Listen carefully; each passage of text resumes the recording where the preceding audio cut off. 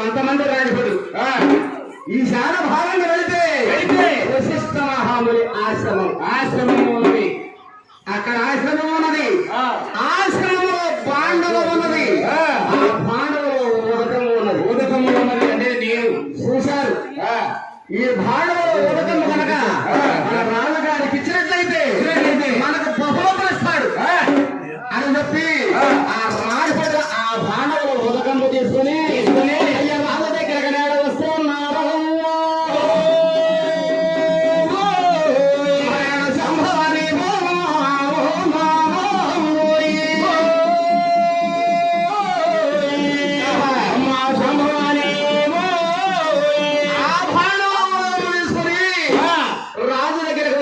వచ్చారు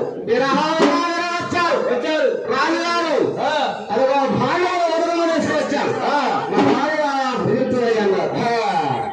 రాజు పాండవ దేవాల దేవతలు సృష్టించిన వాడవ. అవును, సంతానం లేనటువంటి వారికి సంతానములుగా కాక స్త్రీలకు ఆ ఉదకమ్మ తాగితే మన హిందురాజులు చెప్పిన భార్య ఆ ఉదకమ్మ తీసుకువచ్చి యమరాజు మహారాజు ఇచ్చారు. అవును, యమరాజు మహారాజు తెలియక ఆ భాగం ఉదకము ఎప్పుడైతే దొరికినదో భక్తిద్రాహం నేర్చుకోవాలి. అయ్య కొటకొట నేడు తాగి ఉన్నారు. యమరాజు మహారాజు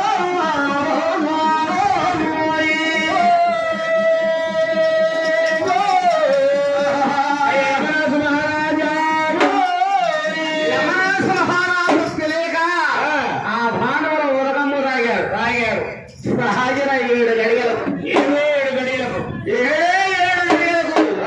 మాందాత గర్భిణాయన 7 గడియలకు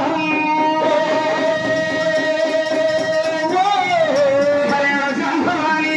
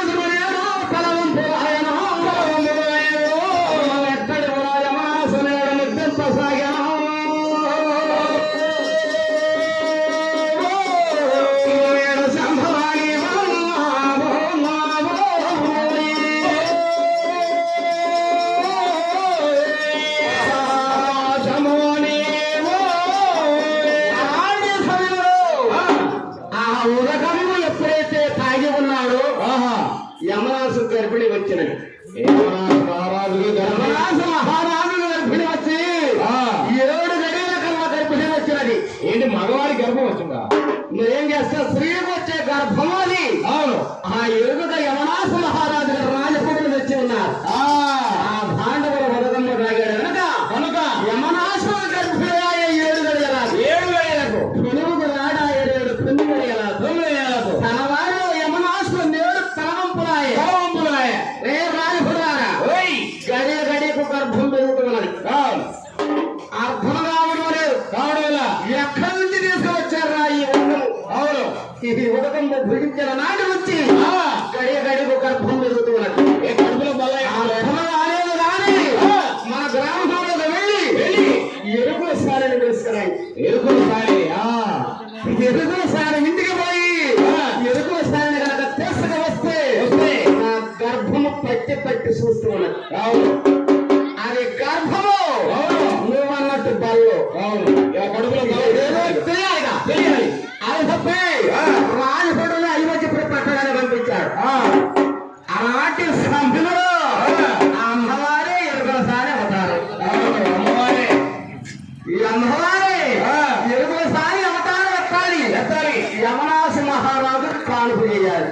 చేయాలిగా మరి అమ్మవారు ఆ ఎరువుల సాయవారు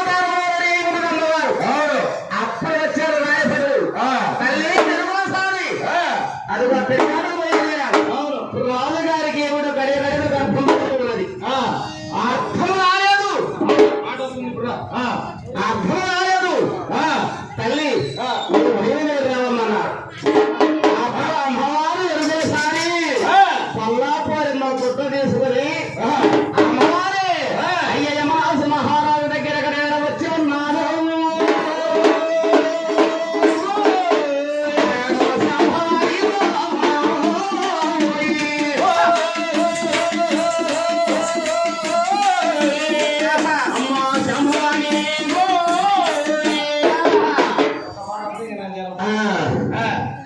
అమ్మ మాతమ్మ నువ్వు దులుపు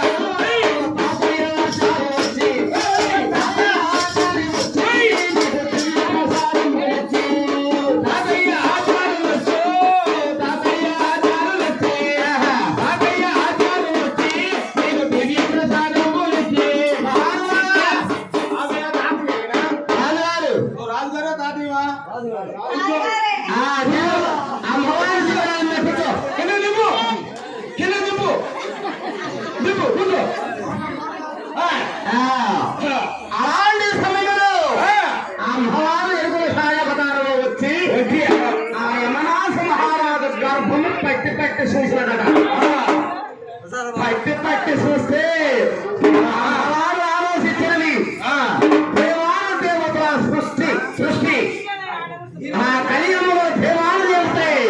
వశిష్ఠ మహాముని ఆశ్రమ దగ్గరకు వచ్చి దీవిచ్చిన భాండవులు ఉదకమ్ము తాగి ఉన్నారు తెలియక తాగారు.